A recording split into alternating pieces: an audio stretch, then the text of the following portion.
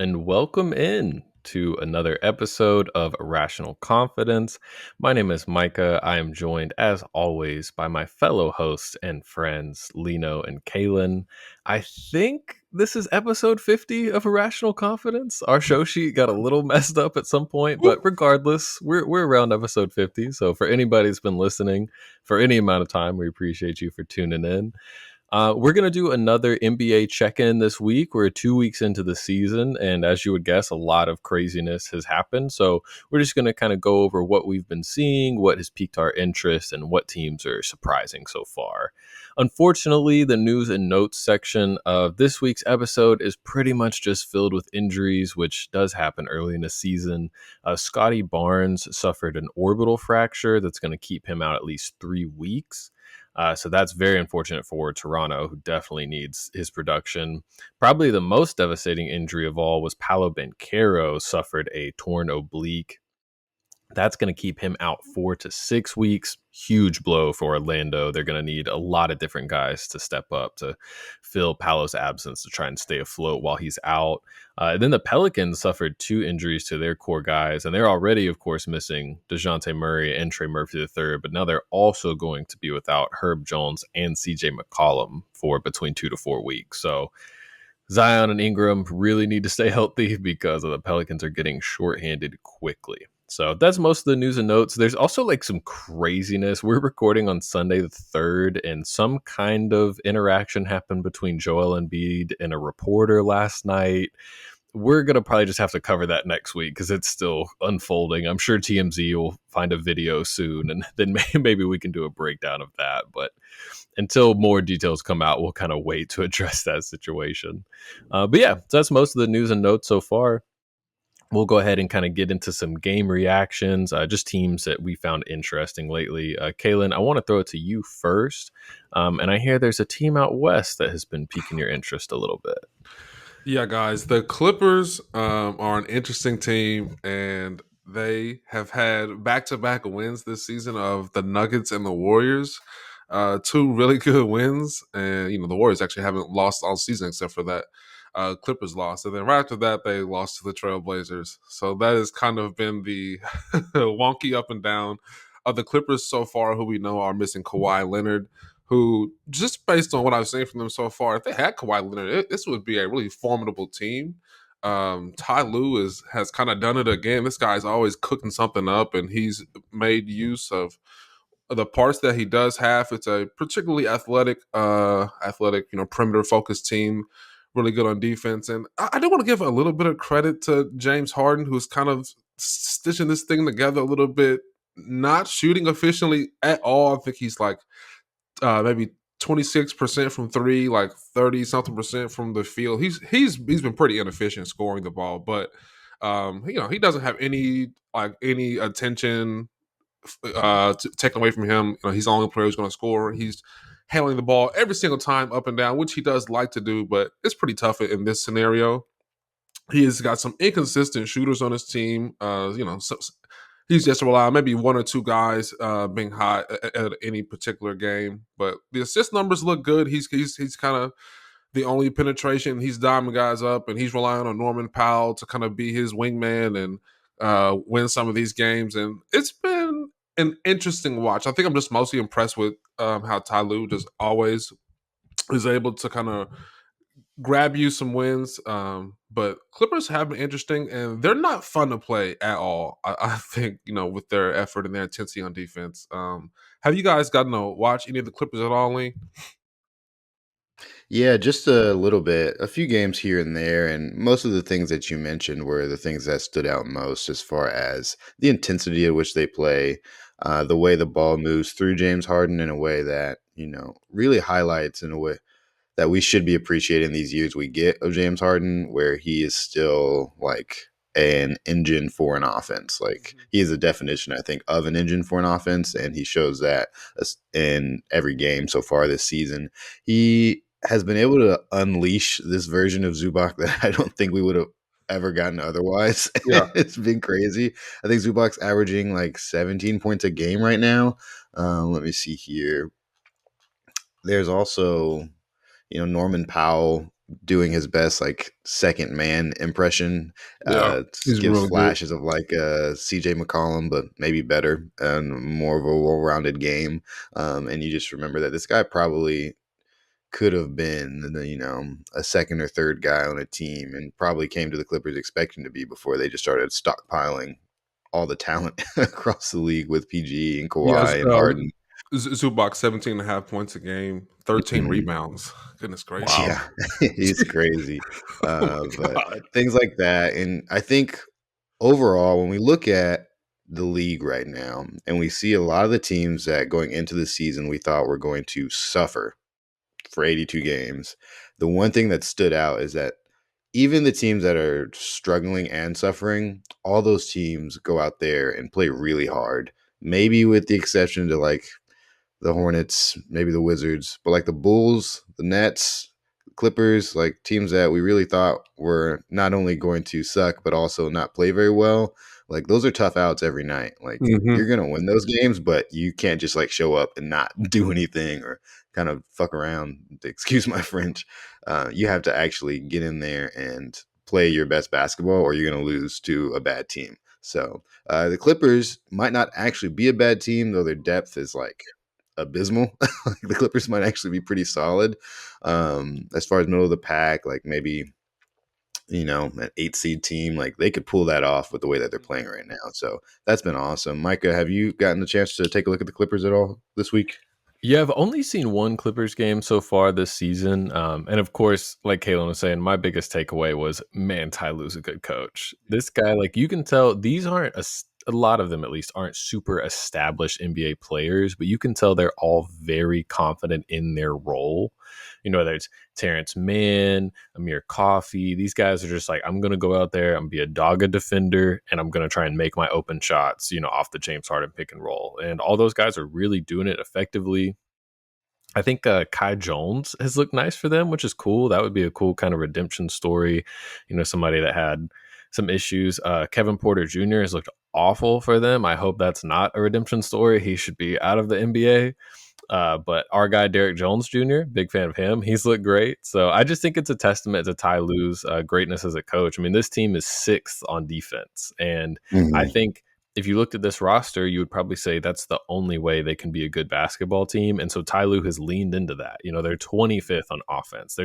Without Kawhi, there's just not a lot of offensive juice there, but they're making the most of it. They're surviving off of this, Harden Zubac pick and roll to set everybody up, and then they're just making sure they're good to go defensively. So I think it just speaks so much to what a talented coach he is and how he knows to empower guys to do what they can do. He's not having anybody overextend themselves. He's just setting people up to be in the best position to succeed. So it's been super impressive from Ty Lue. Is there any like forecast for this team making any kind of moves before the trade deadline to, take a serious shot at the playoffs this season?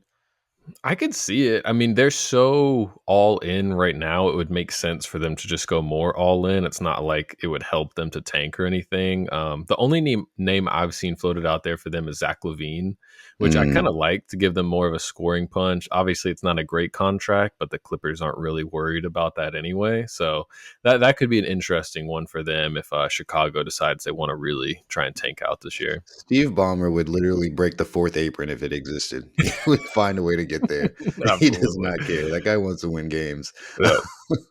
I almost don't think that after he just let Paul George walk because Paul George wanted 4 years and he wanted to give him 3 years. That's fair. I don't That's fair. know. Oh yeah, that's fair. Well, And he and spent, he spent that money on the new student section. He was like, "We're going to yeah, use this money for something that's actually going to win us games."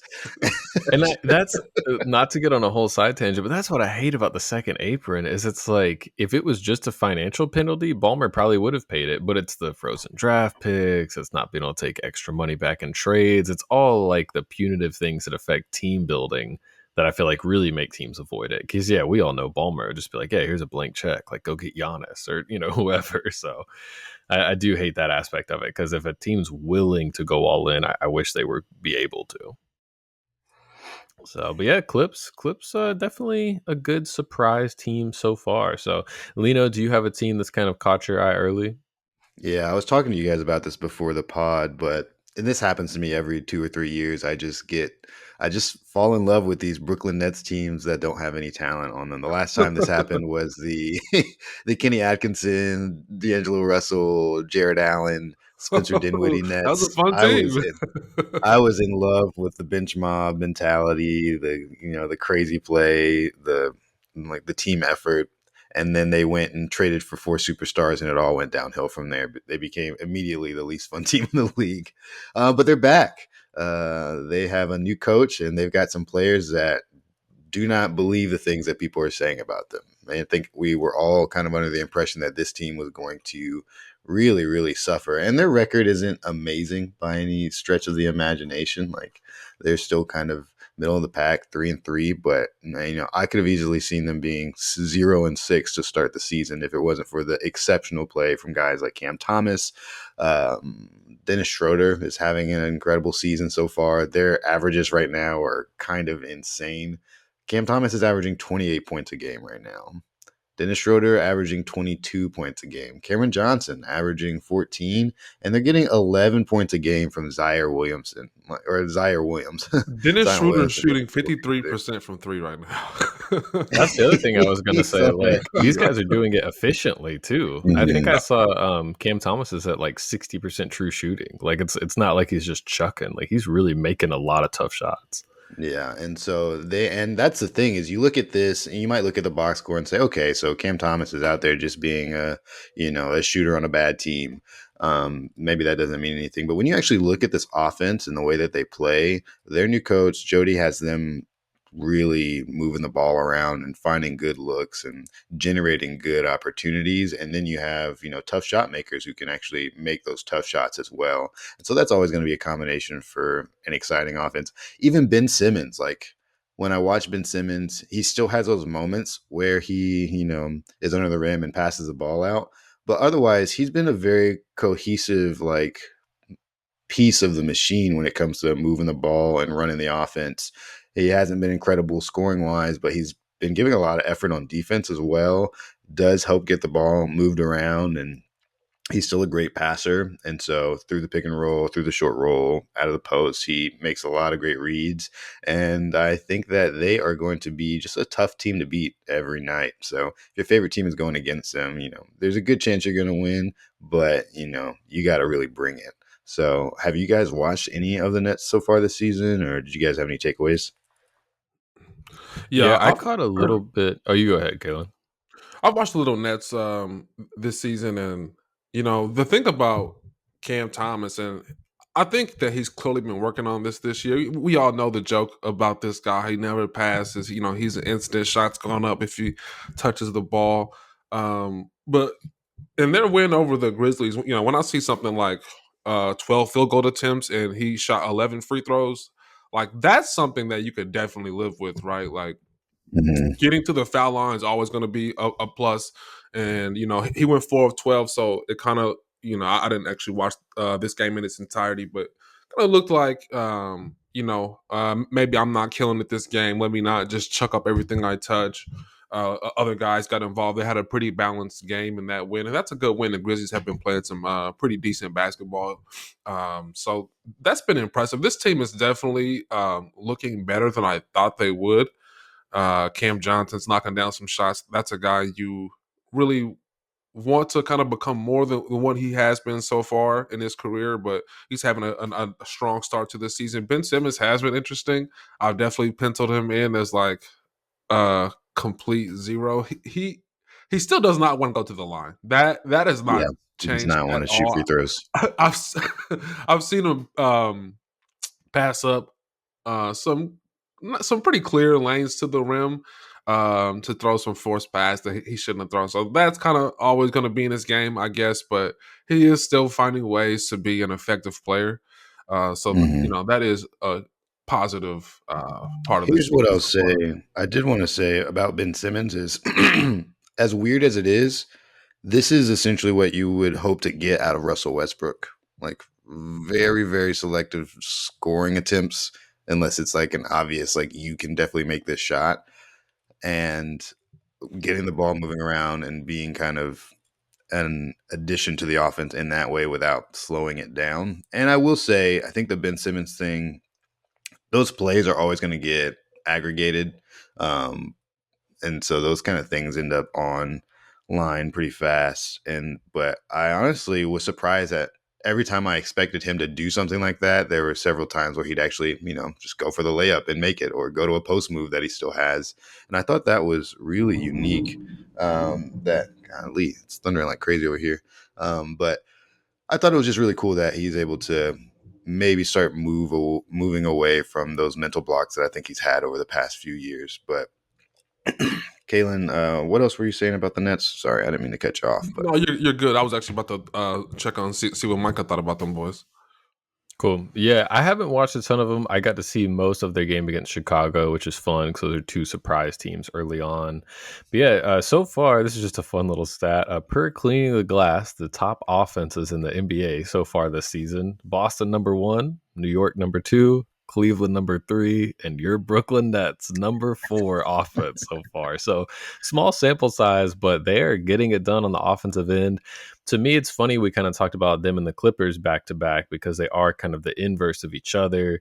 The Clippers offense struggles, but they're a great defensive team, and Brooklyn's the reverse of that. They're about 19th on defense, but they're getting it done with their scoring. And I think for a lot of teams early on, like you were talking about, Lino, where they kind of look better than we thought, and it'll be interesting to see how their front offices manage that, because these teams are like built to lose. Like that's the intention. Like Brooklyn wants Cooper Flag, and this hot shooting from this Brooklyn backcourt will probably cool off and it'll kind of sort itself out. But I wouldn't be surprised if they're a little more active. Like, hey, anybody want to get Schroeder off of our team by chance? Like, yeah. let's just go ahead and make sure we kind of drop some talent out of here. So that'll be interesting just to follow if some of these teams keep overperforming. Chicago's another one where I believe their pick is top 10 protected. So they need to make sure they're like a bottom 10 team clearly so that they don't lose their own pick. So teams like that, we'll just have to monitor to see if there's some weird trades where we're like, oh, okay, they did that just specifically to get worse. Yeah. And there's still some teams out there, and it's tough because if that's the plan, it could already be too late. Like there's some teams out there who have not won any basketball games or may have only won one game. Yeah. And when it gets down to the end of the season and you're cutting hairs about where you end up falling in the lottery, these 3-4 games you just started off hot, that affects the Jazz every year. And the Jazz, one of those teams that cannot win basketball games right now. And yeah, Jazz aren't playing around this year. But they played around the past few years and ended up with weird picks for the past 3 years because they want to be, better than people thought for 10 games, and then decide to tank when it's too late. So yeah, we'll see how that goes. We'll see how that goes for sure. Yeah, that's exactly right, though. I mean, it's as much as we can talk about the early wins this season for teams that are in the playoff hunt, maybe tiebreakers, stuff like that will matter. It also matters for these teams that are trying to lose. So speaking of teams that are in the playoff hunt, I'll talk about the team I've just kind of been interested in this past week. And for me, it's the New York Knicks. I think going into this season, they were obviously going to be a big candidate to receive a lot of intrigue just because they made such a huge offseason move acquiring Karl Anthony Towns.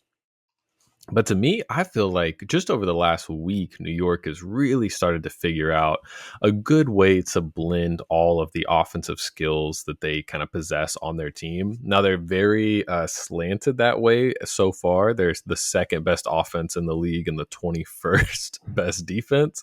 So they definitely will need to clean up the defensive end. But to me, acquiring Towns was about getting 5-out spacing for Brunson, helping elevate everyone's offensive games. And it does seem like they're figuring that out. Obviously, I watched the Miami-New York game where Towns went absolutely crazy at like 44 points. But you could tell a lot of it was Miami keying in on Brunson. They've played him in playoff series. They play him multiple times a year. Spo really tries to key in on a lead guard like that. And before, when Brunson ran a pick and roll with Mitchell Robinson or Isaiah Hartenstein, it was a lot easier to help off of those guys. Cooper Moorhead, who writes for NBA.com for the Heat, talked about this. It's so much easier to help off of Mitchell Robinson and crowd Brunson and force Mitchell Robinson to make a play in space than it is to try and help off Towns, who's popping to the 3-point line. It just changes the spacing on the court so much when you're having to cover that much ground.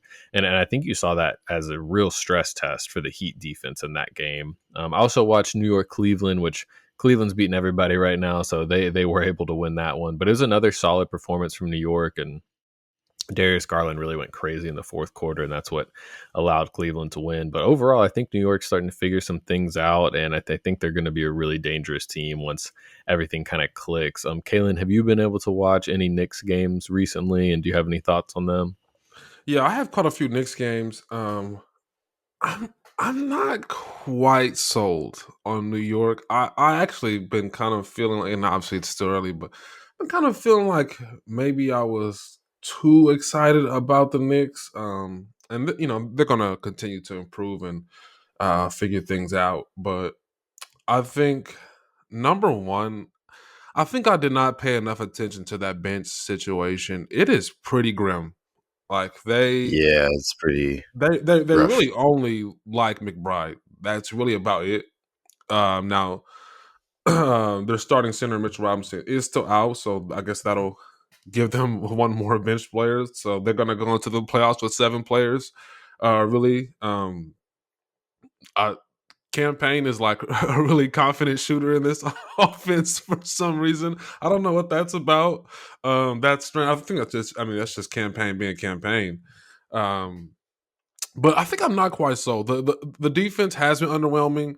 Um, I think the offense, even though they have been scoring the ball, I think I'm not even sold on the offense quite yet. They seem like seems like right now they're trying to, just score because they do have an incredibly talented starting lineup.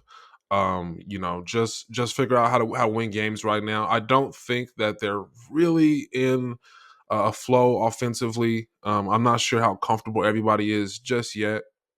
It's good to see like Mikal Bridges just making jumpers. Like that's been a positive thing. Because that seemed like a story that was getting pretty big there. But I think I'm just gonna watch some more Knicks games. I'm not leaning either way just yet. I'm still kind of in wait and see mode. What about you, Lino? Yeah, I think there are still some questions, but it has left me impressed that they're able to win relatively consistently, given how clunky some of the roster and minutes and some of the defensive effort this year has shown us so far. Given that they've been able to still win games, given that they've been able to still make shots, that I think is a testament to that. They still haven't really met their ceiling as far as how smooth this can go. Like, I do think a roster this different compared to where it was a year or 2 years ago would usually take a little bit longer to figure things out. And I think they've been able to win games while figuring it out. So that's usually a good sign for a team. Like, it's rough when you're trying to figure stuff out and you're losing games and you're like, well, hopefully we'll actually figure it out and start winning games. But ultimately, I'm not too worried. I'm not too worried about the starting five, like you mentioned, but that bench is kind of disastrous. And, this coach doesn't really like to play his bench players anyway, so it might not even matter. He could have 5 all-stars on the bench and he still might play his starters 40 minutes a game. So Yeah, that yeah, probably no, won't be the hugest issue for them, but I just think that this team should be better defensively. Like, I know they took out some of their defensive talent and they brought in Karl Anthony Towns, who isn't necessarily known for his defense. But I still feel like there's a lot of room to grow there that they can actually achieve. And this team is going to look even more competitive by then. yeah, that's an interesting point. I did want to talk about their defense some too because I didn't emphasize it too much. But in that Heat game I referred to where Carl Towns went so crazy, Tyler Hero also went crazy. It was like a Tyler Hero Carl Towns duel, and a lot of that was Sick because duel, by the way. yeah, because Hero, his best coverage is a drop. Like that's where he finds the most success on offense, and that's pretty much exclusively what they're doing with Towns. And so most possessions for Miami, Hero would bring the ball up. He'd have Jovic usually set the screen so that he could get Brunson switched onto him. And then Bam would come set the screen. So basically, Hero and Bam are running a pick and roll against Brunson and Towns.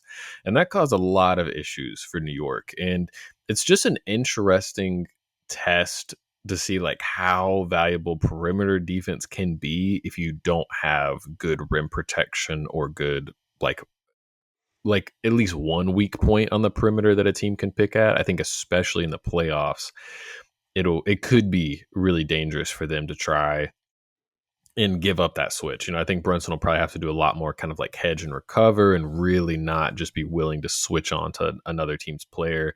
And I'm sure part of it is that it was Tyler Hero, a great player, I think, but not an all-star. So maybe Brunson was like, I'll be fine. And, if it had been Jimmy seeking that matchup, maybe he doesn't give up the switch as easily.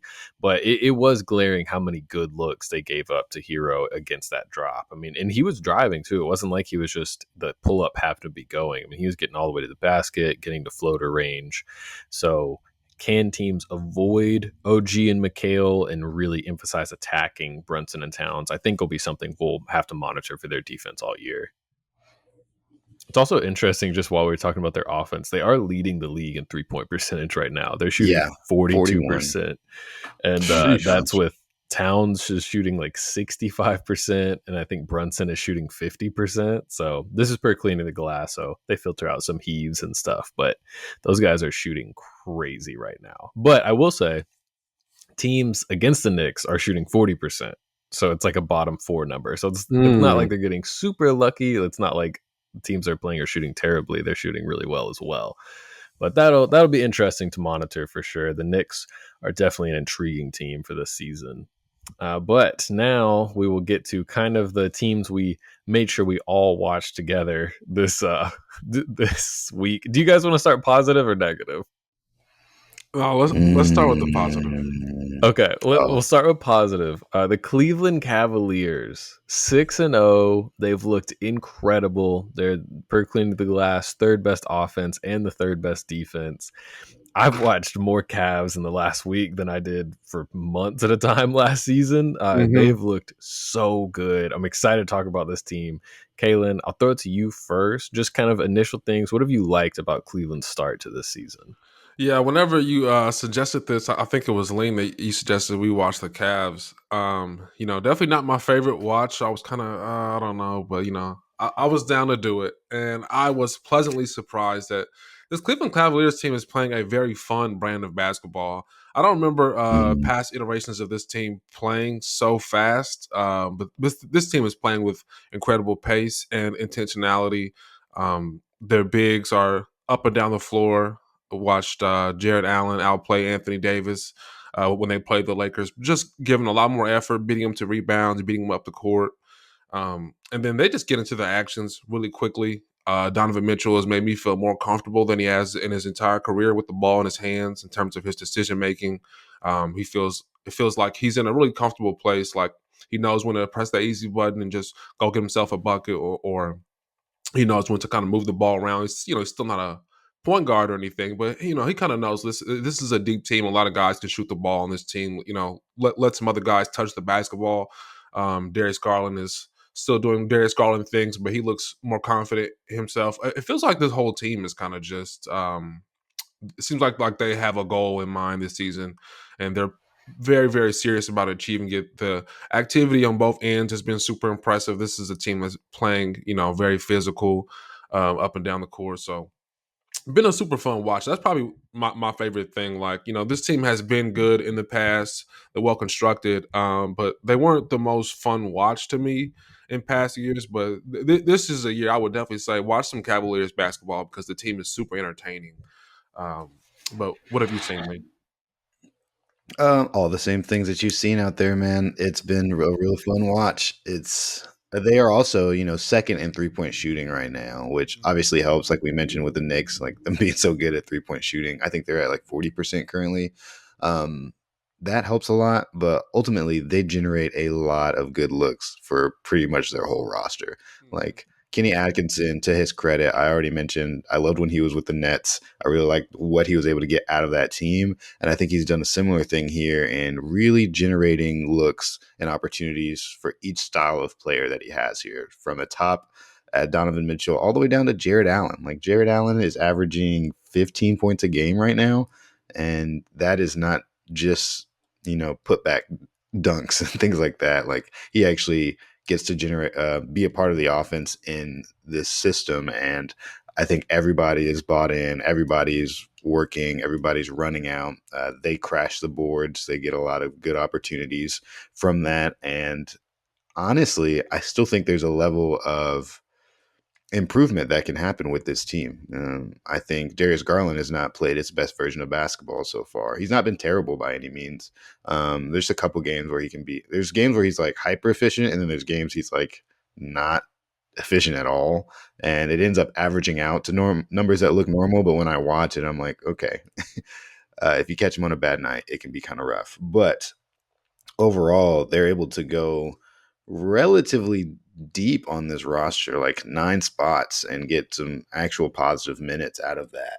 And so that's helpful in like managing minutes for these guys, especially the smaller guards, and getting some rest for people like Evan Mobley and Jared Allen. But I just feel like this team has all the pieces to have a really fun regular season again. We'll see, as things go along, what this team can really be um, offensively in the playoffs, but right now it's looking pretty good. Micah, what are you thinking of the Cleveland Cavaliers, and what are you seeing out there? I'm thinking we should have thought more about Kenny Atkinson for Coach of the Year, because it's the exact same Yeah. argument we were thinking for JJ Redick, where like the roster really hasn't changed. So if a new coach comes in and it looks way better, then it's like, oh, well, all the credit has to go to them. But yeah, these guys just, similar to what I talked about with Ty Lue, it's just on the court. There's such a great flow on offense. There's like Mitchell and Garland really understand. Like there's no your turn, my turn anymore. It's just like, yep, we're going to get into our action. There's so many sequences where Garland's getting downhill, kicking to Mitchell, who gets downhill, and then it's like a Sam Merrill wide open three. There's just, it's a great distribution of usage right now to me. Like the Sam Merrills, the Dean Wades, those guys know what they're supposed to do. They're also, those guys too specifically are competing on defense. I've been really impressed with them defensively, but they're knocking down their shots. They know where to be. Lino, great shout out with Jared Allen. I've been super impressed with him. Nothing crazy, but great finishing, good touch finishing, some pivots into hooks. Like it's not just simple, run and dunk man kind of stuff.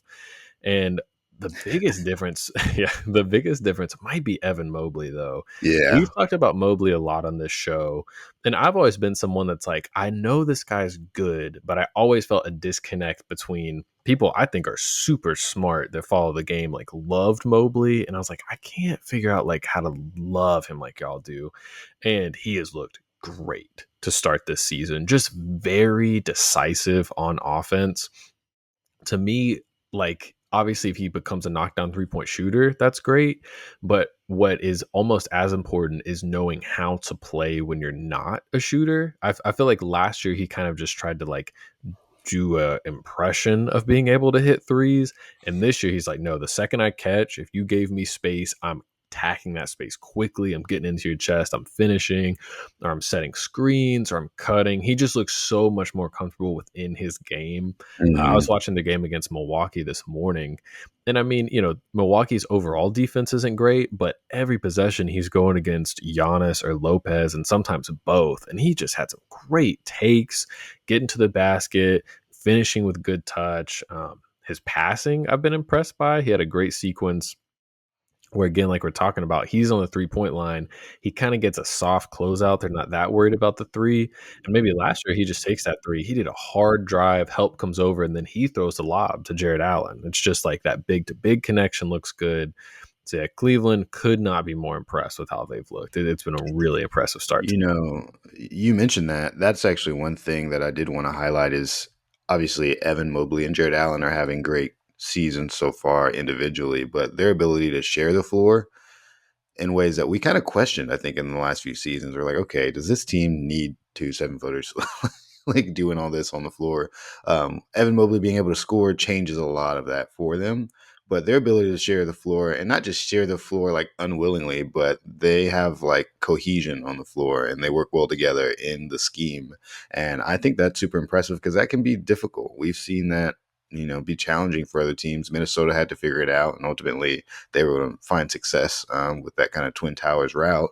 But we've seen it not succeed before as well, and especially against the Bucks the other night, it was just awesome to see that those two the Bucks defense is not great, but they have two great defenders in their front court. And so those two really were still fighting to generate offense against two stalwart defenders there. And I thought that was pretty impressive.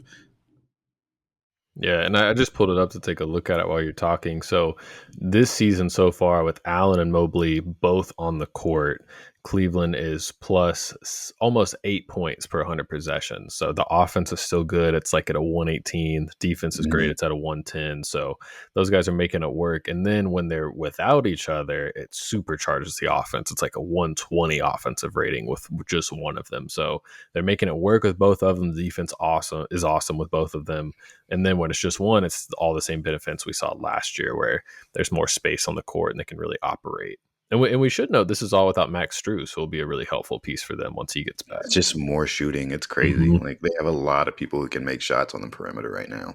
Yeah, which is crazy because it felt like they didn't have that for so long. Yeah.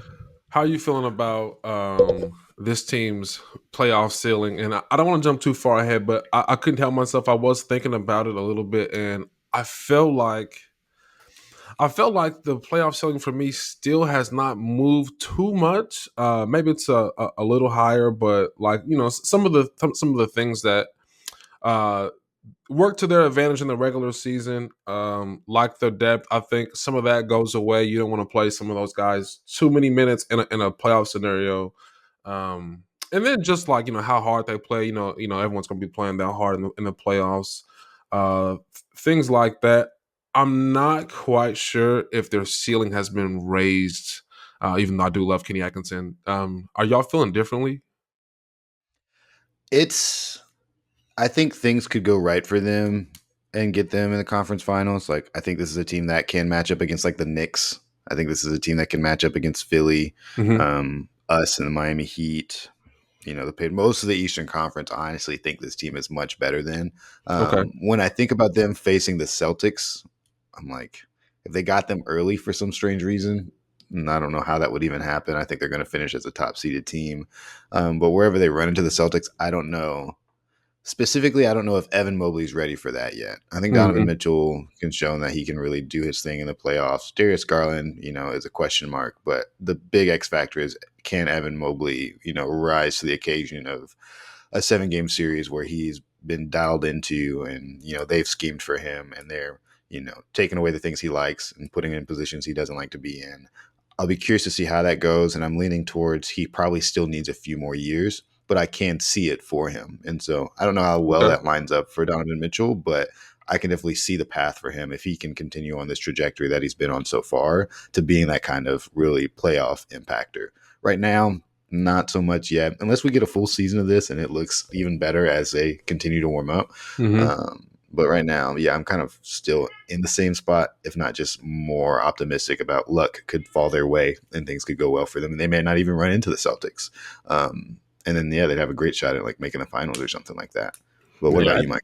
I think that's a great distinction by you, Lino. I think going into this season, like in my head, they were in more of the Orlando, Indiana tier in the Mm-hmm. East. And now I really put them in that second tier with, Philly, Milwaukee, if they get it together, the theoretical Milwaukee Bucks, we'll say, and the Knicks, all those teams clearly below Boston. But yeah, I feel like they've at least elevated to where, like, if they made the conference finals, if they were able to get on the other side of the bracket from Boston, I'd be like, yeah, I could see it. And I think what we're talking about, it's the coaching helps, but it's really going to be, has Mobley made like an all-star leap? Because that's, if they really get a third all-star, along with, like, well, I guess Jared Allen's been an all-star, but you know what I mean. If Mobley has that kind of development, that could be huge because they'll need a front court player, but they present so many problems with that backcourt because other than Boston, it's so hard to have two elite defensive guards on the court, and that's really what you need to handle Mitchell and Garland. Like if they were to play the Knicks, for instance,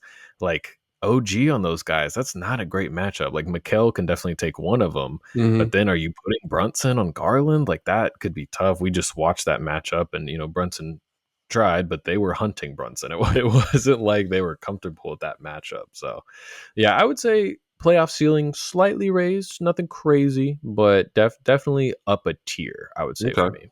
me. Okay. Yeah. Cool. Well, that was a lot of positive, nice things to talk about. Now we're going to transition to a little more negative, and that is about the Milwaukee Bucks. This might be the biggest story in the NBA so far in this young season. We're just 2 weeks in, but Milwaukee has struggled mightily. I believe they've only won one game, and it was opening night against Philadelphia without Yes. Paul George and Embiid. So it has been a big struggle since then. They lost last night, probably the best game they've played so far. They lost last night to Cleveland, almost at the buzzer. Mitchell hit a shot to win it for him.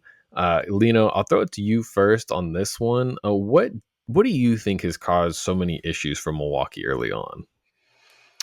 I think the best way to highlight the main issues here is even looking at this game with the Cavaliers, which they almost won and they led for a good portion of pretty much the whole first half.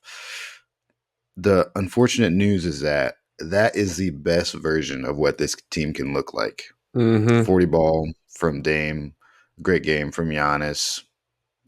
Bobby Portis scores in the double digits, and you still lose by 1 point to the Cleveland Cavaliers. Like, that is as good as it gets for this version of the Bucks, and that's a bad situation to be in. That players playing outside of their expectations. Your two stars going nuclear. You can't depend on that every night. Obviously, you're not always facing the Cavs every night, but the best version of themselves, honestly, fought down to the wire to play the worst version of the Cavs. You got a pretty inefficient game from Garland, and they started off the game missing a lot of shots. Obviously, they started making more down the stretch and were Yeah. able to take the lead again, but they And started off rough.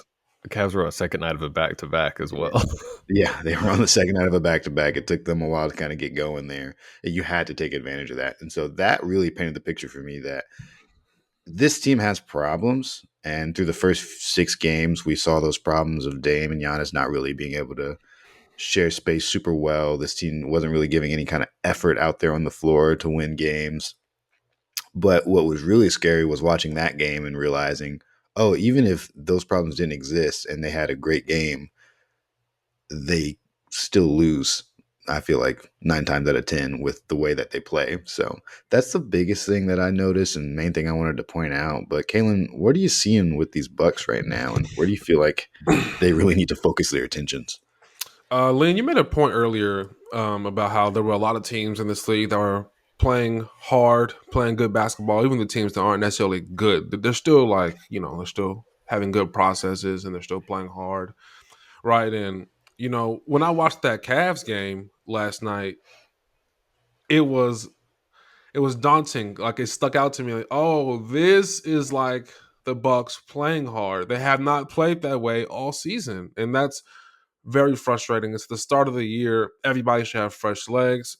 You guys should be more committed to having a successful year. Now, they did come out and play very hard. Dame came out hot, hit some threes. That did give him a cushion. But I also thought the Bucks were playing the best defense they have played all season long. I thought that's also what helped contribute to the slow start from Cleveland. Like, the Bucks were doing a lot of ball denial.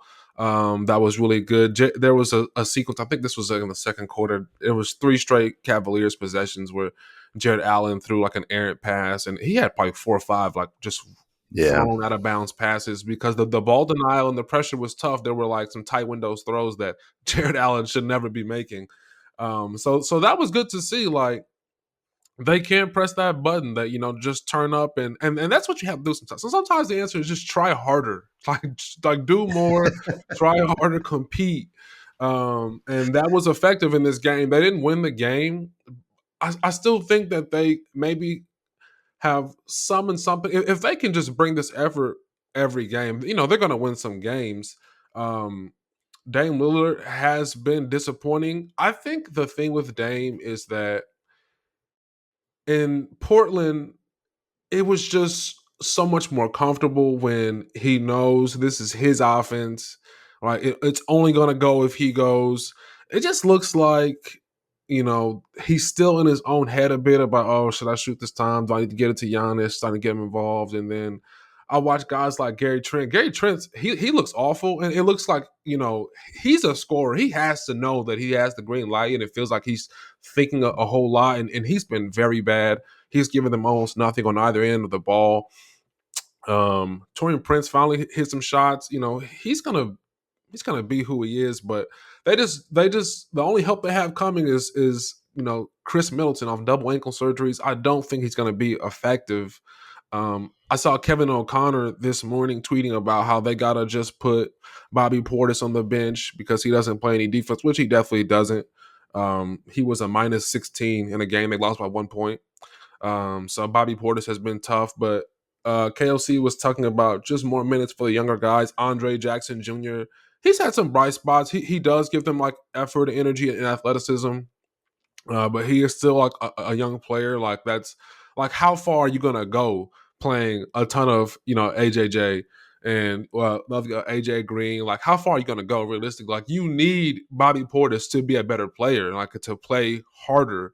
You need Chris Middleton back. Like, they have to play that way. I know they didn't win against the Cavs, but they have to play that brand of basketball every night to compete. We saw what happens when they don't. Yeah. They lose to teams, like the Grizzlies, who are way more banged up than anybody. Like, it's just, they have to try super hard every night. It's going to be a tough season for them, but it's not lost if they give this effort. What do you think, Micah?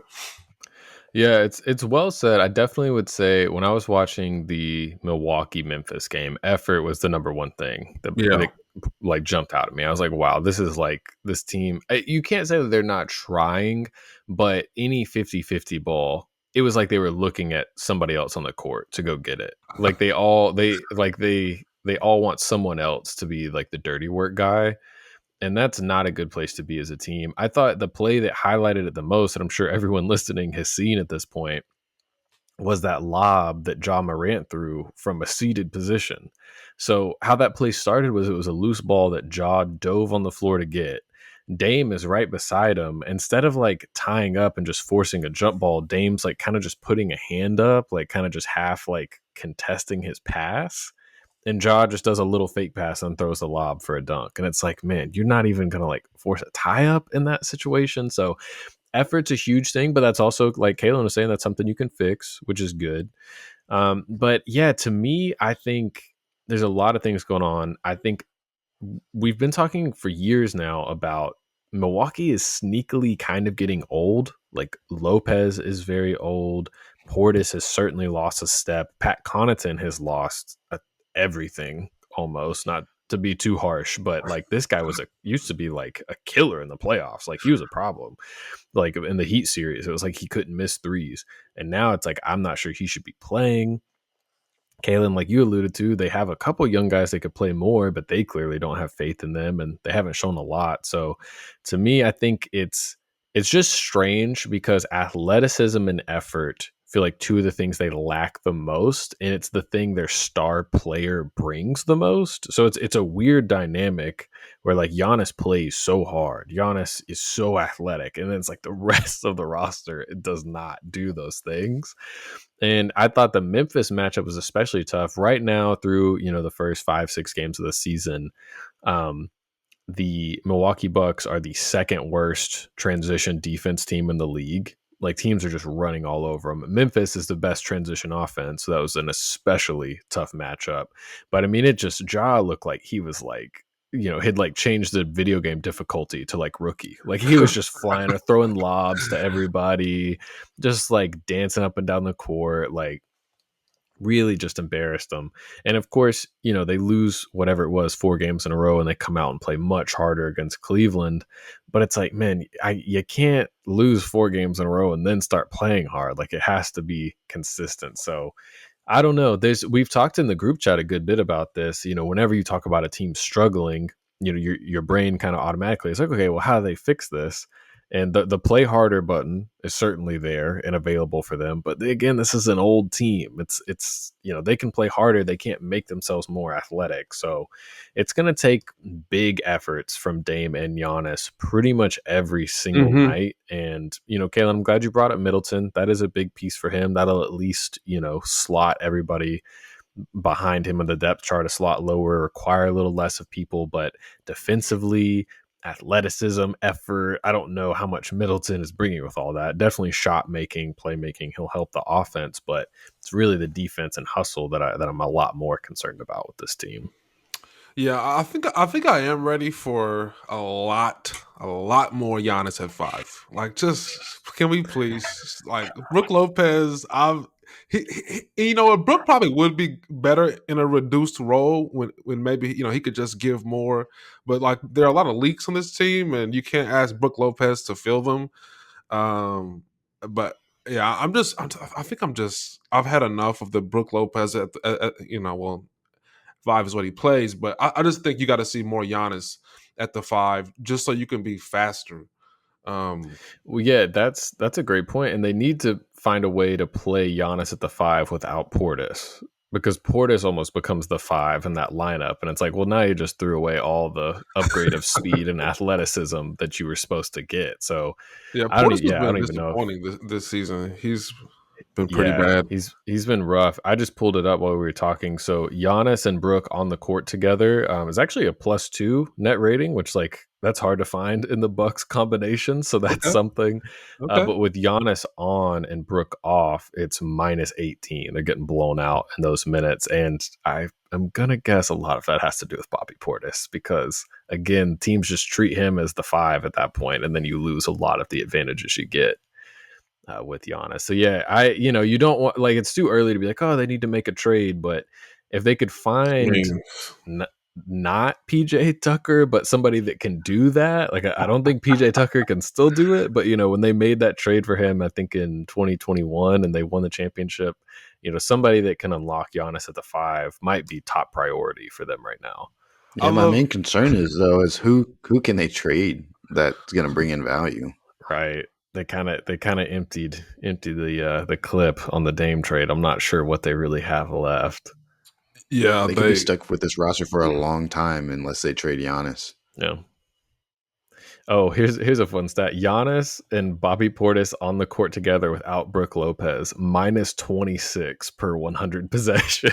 Oh my god, So that is not tough. great statistically. No, Many are that's saying not that is great. not a good statistic. Yep, that is bad. So yeah, they got some issues. What have y'all had any thoughts about Doc specifically this year? Like, I mean, I know it's hard to evaluate coaching. We can't like I hear what think sets he's calling out, but what have y'all that's the thought? thing is when I look at this offense, it's not necessarily generating anything for the guys outside of Giannis and Dame, and Dame and Giannis generate their own offense. Like, you don't run a set for Giannis. You can give him the ball and get out of the way.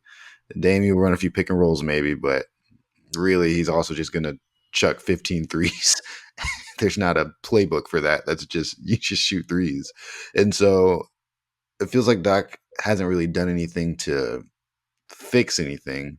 Like, he hasn't done anything to mess anything up, I don't think, but he's not really elevating this roster in a way that seems meaningful to me so far. What about you, Caelan? I'm. Um, I think that Damian Lillard is just not offering a lot as a point guard. He can still score the ball, but as a point guard, I just don't think he gives you a lot. There are like 3 or 4 times a game when I watch the Bucks where he just kind of drives. He gets like a half step on this guy. He'll drive, but the guy can usually still affect the play. This guy coming over, and I feel like a lot of times in those situations, like this is when the best point guards can find somebody. It looks like they're in no man's land, and he just kind of is forcing a layup and then looking at the referee at this point, and that's been tough. I talked about like Gary Trent Jr. It I think it's hard to be effective on offense when you're getting killed on defense. I just think that's a difficult thing, and this like he's overtasked obviously defensively. They just slotted him in that Malik Beasley role where hey go guard the best, and even offensively he just like I mean 0 for 7 from 3 in that Grizz game. Like Gary Trent can get shots up, but I don't know. I mean, he's just not making them. So I don't know what Doc would be expected to do. He doesn't really have the tools. I just don't want to blame this on Doc. Like, look at how this team has Hmm. drafted over the past however many years. They don't have any young guys you really like. I mean, Yeah, they no, just that's a declined good the third. distinction. The third that they declined the option on Marjon Beauchamp. I just saw that. That was a guy I was just saying, throw him out there. Let's see what he can do. I guess they don't like him very much. It's tough, man. No, it is. And when it's this bad for this talented of a team, or at least a team with two superstars like this, Yeah. there's a lot more going on than coaching for sure. So yeah, it's hard to know where to allocate blame, but definitely the offense looks out of sort and the players aren't trying very hard. So traditionally, that stuff you definitely ask a coach about. So we'll see. But yeah, and like we talked a lot about last season, there's instances where, like, I think it was in the Memphis game, they ran a pistol action with Giannis and Dame and the other three players on the weak side of the court, and it Mhm. just dribble handoff, pocket pass, Giannis layup. And I was like, I know I'm not trying to be like the Monday morning quarterback. It's like, why don't you just do that every time? But it's like, man, that looks easy. Could you at least start every possession with that and then make the defense adjust, and then you can go from there. I don't know. I just think leveraging how talented those two guys are could help all the other players be better. But Steve Jones Jr. had a great tweet today talking about how Cleveland down the stretch was just letting Sam Merrill guard Dame. They'd rather just give up that switch and let Dame go one on one than get put in rotation. I think for that exact reason. It's like we don't want the other guys to have better opportunities. Yeah, and that's one thing I do want to add about Giannis. I think some of this is just Giannis likes having the ball in his hands and he likes dribbling. He sees himself as an initiator of offense, and I think that's what he wants to do. I guess that's what he wants to do. But do I think like Doc is just in love with that type of offense? I don't think so. I think they need to find more ways to get Giannis the ball going downhill, get him the ball in movement, like get him some easier buckets. And Giannis has got to cut those 18-foot jump shots. Like, never do that again. Ever. Stop shooting those. I think he shoots like a percentage that's in the teens. He's just a low percentage. Like they don't go in, and it just feels like he's doing it for no other reason than pride. Or you guys say, I don't have a bag. Watch this. I can get this midi off. No, you can't, sir. Jump hooks, please. That's as far as we want you to be shooting from the basket. Jump hooks. Yeah, it's funny. I feel like we've come full circle because at least a couple years ago, I would hear like, "Oh, AD needs to play more like Giannis. Like he needs to get downhill and transition and attack." And now I feel like we're like, Giannis needs to play more like AD. Like he just needs to like roll, run an inverted pick and roll, go dunk on somebody. Like it's funny how that's come full circle. But that was a lot of Bucks talk. We're definitely going to monitor them. Like I said, probably the biggest story in the NBA right now is their struggles. So we'll see. They have another game against Cleveland. It might have already happened by the time you listen to this. So we'll see when they can kind of break this losing streak. Caelan, you had texted to close out here. You want to talk a little Miami, which of course me and Lino are excited to do at any time. What was your kind of question about the Heat, or just what was the topic you want to bring up regarding them? Well, Bam, he tried to ruin the whole thing by having an awesome game. But, was against the Alex Sarr led Wizards. But Right. no, I think I really just wanted to kind of hear what you guys were seeing from Bam. Not taking a ton of shots, but just kind of feels like he's not really been his full self. He's a guy who always, it seems like every year Bam always adds one little wrinkle to his offensive game. And I know he had the Olympics this year. Maybe he didn't have time to really kind of get in the lab that way. But I'm just kind of curious, what are y'all seeing from Bam, specifically on the offensive end? You go ahead, Micah. Okay. So I think right now I think it's and now the Wizards game was great. That seems like a good get right game, but I think overall it feels almost like an identity crisis to me for Bam Hmm. because Spo is trying so hard to empower the Hero Rozier backcourt to be productive, and they've honestly been really good to start the year. And I think that is causing Bam just a little bit of confusion, I think, of where to pick his spots on the court. Caelan, like you were alluding to, Bam has built up his game so beautifully, so consistently over his career. At first he was like Clint Capella, right? It was just screen, dive, dunk. And then Mhm. he added the floater. Then he added that mid range. And then Mhm. last season, it really felt like the mid range was where it all started. Like that was his spot. And that's great, but it's not the most efficient shot. It's also where Jimmy operates. So of course the whole fan base is like, oh, what if he took threes? What if he could? So then we saw that in the Olympics. It started Mhm. at the end of last season. He started Yeah. taking more. Then he is in the Olympics. This preseason, it looked great. And then to start the year, I think he started like 0 of 8 from 3 or something like that.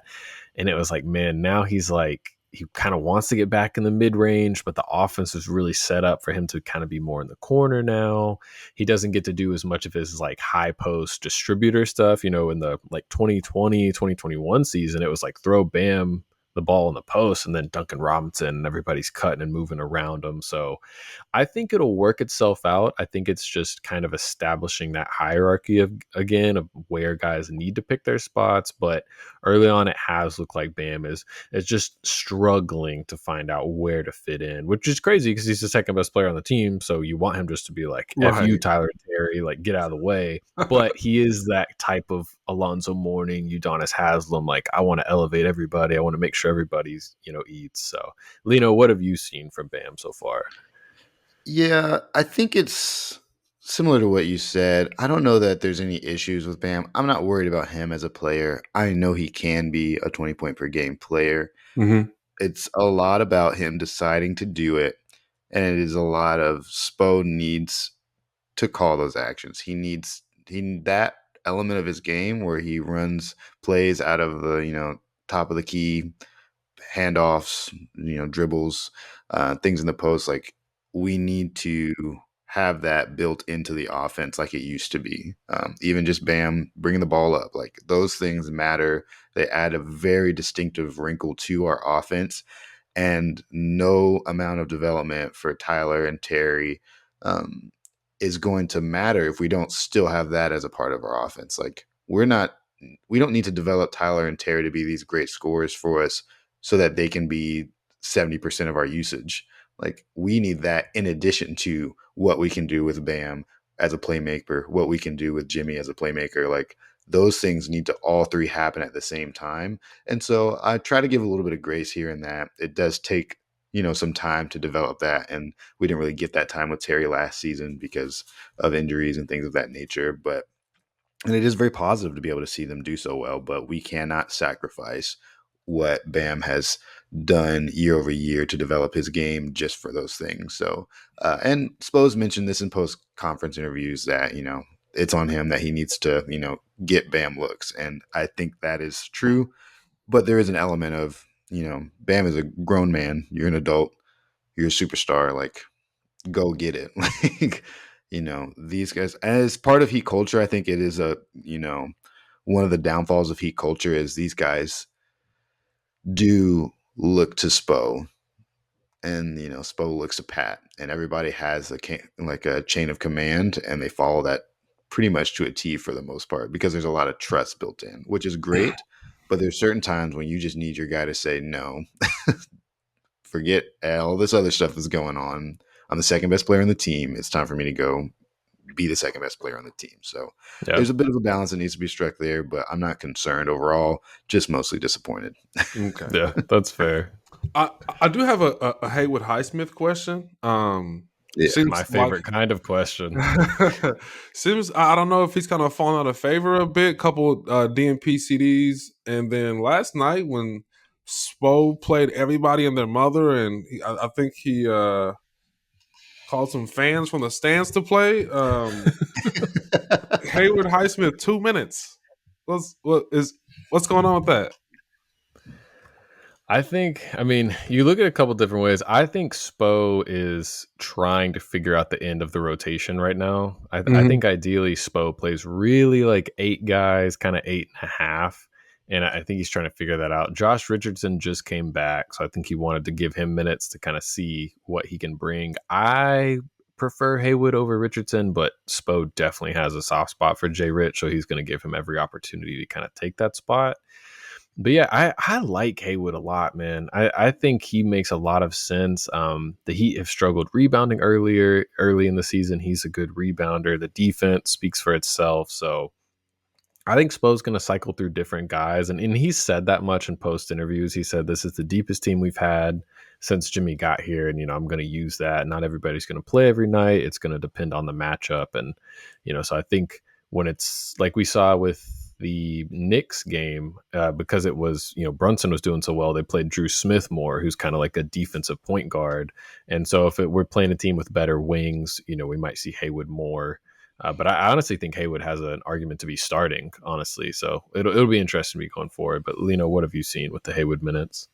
Yeah, that's mostly another Spo thing. I think everything so far this season has just been Spo decision making. Like he likes to give guys kind of blocks of time. Like you're gonna get, a 3-4 game run as I try to figure out, where you might fit up in these different lineups. But you probably will get a few games where you just don't play. It's not necessarily an indictment, but it's just Spo is going to experiment with lineups even when he doesn't have to, because oftentimes he has to go to some pretty crazy lineups as injuries start to pile up for us. And so I feel like Yeah. it's just built in for him to start trying those things now. And so, because another guy that I thought has been pretty good for us shooting wise, Alec Burks. And I think there's certain games where he doesn't play. And I'm like, this guy, every time he gets in, I feel like he has a pretty positive impact so far this season. And he's shooting something crazy like 72% from three. First in the league. It's, so it's like I think a guy like that should be playing a ton, and he's not. And Yeah. that's mostly, Spo is stubborn and slow paced when it comes to his lineups and when he decides to give people opportunities and how much of an opportunity they get. And like he said, he has not really had this many players to try to figure out in a long time. So Yeah. Yeah. Haywood's great defensively. He could probably be playing over Jovic and being a little bit more of a positive on that end, but I'm also not too mad at the Jovic minutes. It's his time has come, and I'm excited to see what he has. I've been waiting for a long time for this guy to get minutes, and I don't care if they're not the best. I just want to be able to figure it out on the floor. Yeah, this is definitely Spo's toughest job. I'm looking at the lineups. Yeah, I mean, I wanted to give Kenny Atkinson credit for what he was doing because they have a lot of different buttons you can press, but their players slot much easier. Like these guys have like a lot of like blemishes and they have unique skills, and this is definitely going to be his toughest job trying to figure out this thing. You guys have a Yeah. strange team. Yeah, and a lot of them are good. I will say, I think a lot of this would be made a lot more simple if Duncan Robinson was playing better, because I think he would like clearly be kind of. I think the bench in an ideal world is Kevin Love, Jaime Jaquez, and Duncan Robinson, and then the last guy is like, maybe it's Haywood, maybe it's Josh Richardson.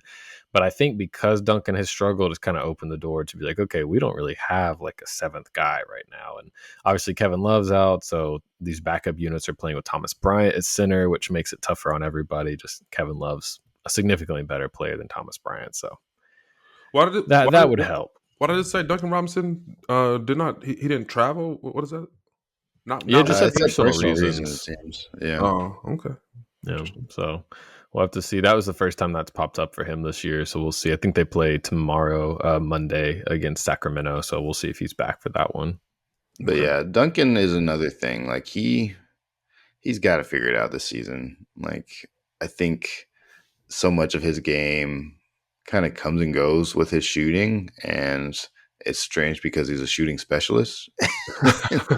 It's just you would hope that you could kind of lean on that, and then the other stuff kind of comes and goes, like the defense or the shot creation. But honestly, he's pretty solid defensively. Like he's not a amazing defender, but like he's dependable. He's He's improved long. for sure. He's improved.